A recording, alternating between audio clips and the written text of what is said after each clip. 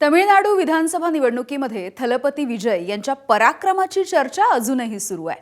मात्र बहुमताचा आकडा नसल्यामुळे ते काही सरकार स्थापन करू शकलेले नाहीयेत। खरं तर आज सकाळीच त्यांचा शपथविधी होणार होता। मात्र बहुमत दाखवा आणि मगच शपथविधी अशी भूमिका राज्यपालांनी घेतली आणि त्यामुळे तमिळनाडूमध्ये नवीन राजकीय पेच निर्माण झालाय। काय नेमकं घडतंय तमिळनाडूमध्ये बघूया।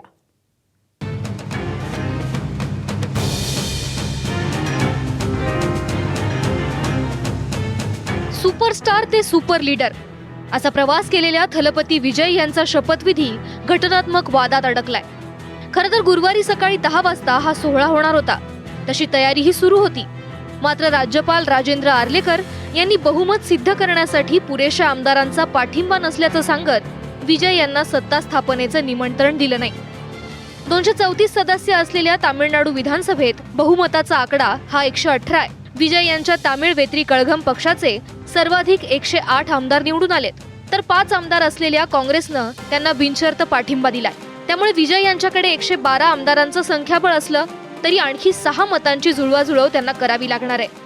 112 आमदारांच्या पाठिंब्यासह राज्यपालांची भेट घेत विजय यांनी सत्ता स्थापनेचा दावा केला, परंतु शपथविधीसह बहुमत सिद्ध करणं देखील आवश्यक असल्याचं सांगत राज्यपालांनी अजूनपर्यंत विजय यांना सत्ता स्थापनेचं निमंत्रण दिलेलं नाहीये। यामुळे राज्यात घटनात्मक पेच निर्माण झाला असून राज्यपालांच्या भूमिकेवर विरोधकांनी टीकेची झोड उठवली आहे। संवैधानिक परंपरा, संवैधानिक कानून, संवैधानिक लिखित जो पक्ष है, संविधान के पुराने प्रेसिडेंट्स, संविधान की संस्कृति, इन सब के अंतर्गत तमिलनाडु के माननीय राज्यपाल बाध्य हैं कि सबसे बड़ी पार्टी को सरकार बनाने के लिए तुरंत निमंत्रण दें।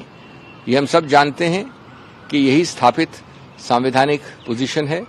विजय यांना सत्ता स्थापनेपासून राज्यपाल रोखत असल्याचा आरोप करत काँग्रेसनं शुक्रवारी राज्यव्यापी आंदोलनाची हाक दिली आहे। विशेष म्हणजे विजय यांनी विनंती करूनही अद्याप जाहीर पाठिंबा देणं टाळणारे डावे पक्षही राज्यपालांवर टीका करतायत।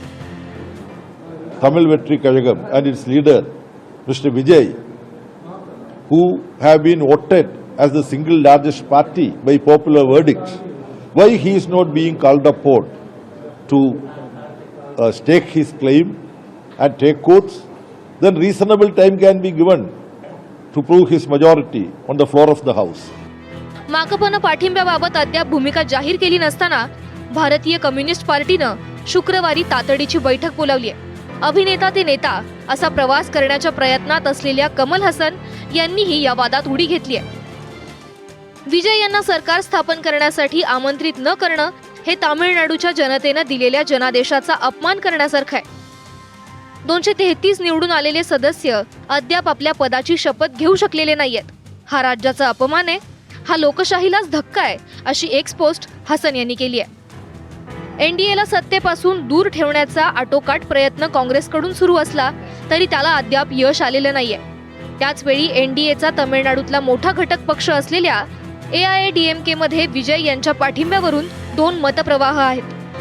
पक्षाच्या 47 आमदारांपैकी 28 जणांना पुदुचेरीला एका रिसॉर्टमध्ये नेण्यात आलंय।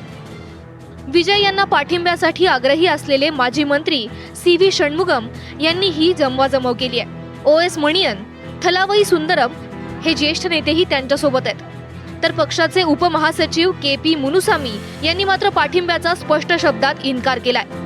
त्यामुळे विजय यांना पाठिंब्यावरून AIADMK पुन्हा एकदा फुटण्याची शक्यताही वर्तवली जाते।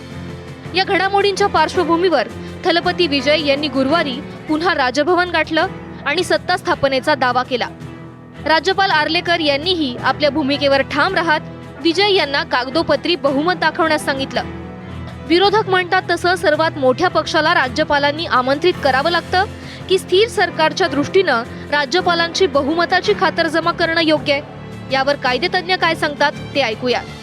विधिमंडळाच्या बाहेर अशा प्रकारची एखादी आघाडी युती ही बनण्याची शक्यता असू शकते, परंतु असं जर नाही झालं तर मात्र गव्हर्नर साहेबांना त्या ठिकाणी आपले अधिकार वापरावे लागू शकतात आणि त्यांनी जर अधिकार वापरले तर निश्चितच या ठिकाणी राष्ट्रपती राजवटीपर्यंत सुद्धा आदरणीय गव्हर्नर साहेब जाऊ शकतात। घटनेमध्ये जे घटनेमध्ये जे आर्टिकल 164(1) आहे त्याप्रमाणे गव्हर्नरला अधिकार आहेत गव्हर्नमेंट फॉर्म करण्याचे. तर जी सिंगल लार्जेस्ट पार्टी आहे तिला इन्व्हिटेशन दिलं गेलं पाहिजे. हे एक सरळ एक प्रोसिजर आहे आणि त्या सिंगल लार्जेस्ट पार्टीला इन्व्हिटेशन दिल्यानंतर त्यांना फ्लोअर टेस्ट पास करण्यासाठी 30 दिवसाचा वेळ असतो. तर त्या 30 दिवसामध्ये त्यांनी ती असेंब्लीमध्ये फ्लोअर टेस्ट पास केली गेली पाहिजे.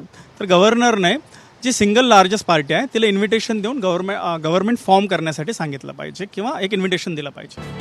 तामिळनाडूतल्या या घडामोडींमुळे महाविकास आघाडीच्या नेत्यांना महाराष्ट्रातल्या राजकारणाची आठवण झाली नाही तरच नवल. पण भारतीय जनता पक्षाचे राज्यपाल जे तिथे आहेत राजेंद्र आर्लेकर म्हणून त्याने अत्यंत आडमुठी भूमिका घेतलेली आहे. मोठा पक्ष, सर्वाधिक मोठा पक्ष असताना सुद्धा त्यांनी टीव्ही केला, सत्ता स्थापनेचं आमंत्रण दिलं नाही. हे लक्षात घ्या. हे घटनात्मकदृष्ट्या अत्यंत चुकीचं आहे. भारतीय जनता पक्षाने देशभरात सगळे कोश्यारीच नेमलेले आहेत ना. कोणी धोत्रामध्ये आहेत, कोणी सुटाबुटातले आहेत. 2014 मध्ये 122 आमदारांसह भाजप सर्वात मोठा पक्ष ठरला होता. निवडणुकीपूर्वी युती आघाडी तुटल्यामुळे 4ही मोठे पक्ष स्वबळावर लढले. त्यावेळी पूर्ण निकाल लागण्याच्या आधीच शरद पवारांनी भाजपला बाहेरून पाठिंबा जाहीर केला. परिणामी तोपर्यंत युतीत मोठ्या भावाच्या भूमिकेत वावरणाऱ्या शिवसेनेची बार्गेनिंग पॉवर कमी झाली. राज्यपालांनी भाजपला सत्ता स्थापनेचं निमंत्रण दिलं आणि देवेंद्र फडणवीस पहिल्यांदाच मुख्यमंत्री झाले. सुरुवातीला विरोधी पक्षात बसलेली उद्धव ठाकरेंची एकत्र शिवसेना नंतर सत्तेतही सहभागी झाली. हा ड्रामा फिका पडेल असं राजकारण राज्यानं पाहिलं ते 2019च्या विधानसभा निवडणूक निकालानंतर. युतीत लढलेल्या भाजप शिवसेनेला विधानसभेत स्पष्ट बहुमत होतं. मात्र मुख्यमंत्री पदाचं आश्वासन दिल्याचं सांगत शिवसेना युतीतून बाहेर पडली आणि काँग्रेस राष्ट्रवादीसह सत्ता स्थापनेच्या खटपटी सुरू केल्या.